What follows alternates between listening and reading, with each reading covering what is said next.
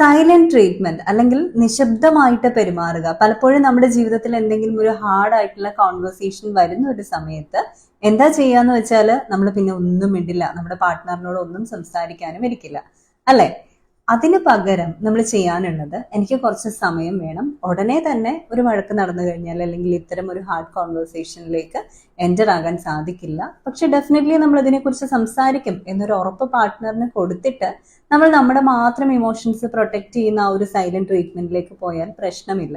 അതല്ല എന്നുണ്ടെങ്കിൽ കൂടെ നിൽക്കുന്ന പങ്കാളിയുടെ ഇമോഷൻസിനെ വാലിഡേറ്റ് ചെയ്യാതെ അതിനൊരു റെസ്പെക്റ്റും കൊടുക്കാതെയാണ് നമ്മൾ എന്ത് ചെയ്യുന്നത്, മുന്നോട്ട് പോകുന്നത്. അപ്പൊ സൈലന്റ് ട്രീറ്റ്മെന്റ് എന്ന് പറയുന്നത് നിങ്ങളെ പ്രൊട്ടക്ട് ചെയ്യാനും നിങ്ങളുടെ ഇമോഷൻസ് പ്രൊട്ടക്ട് ചെയ്യാനും ഉപകരിക്കുമെങ്കിലും ഒരിക്കലും റിലേഷൻഷിപ്പിന് അത് പ്രൊട്ടക്ഷൻ തരില്ല, ഒരുപാട് ഡിസ്റ്റൻസ് ഉണ്ടാക്കും. അതുകൊണ്ട് തന്നെ സംസാരിക്കേണ്ട കാര്യങ്ങൾ സംസാരിക്കുക, തുറന്നു ചോദിക്കുക, അതൊക്കെ തന്നെയാണ് ജീവിതത്തിൽ അത്യാവശ്യമായിട്ടുള്ള കാര്യം.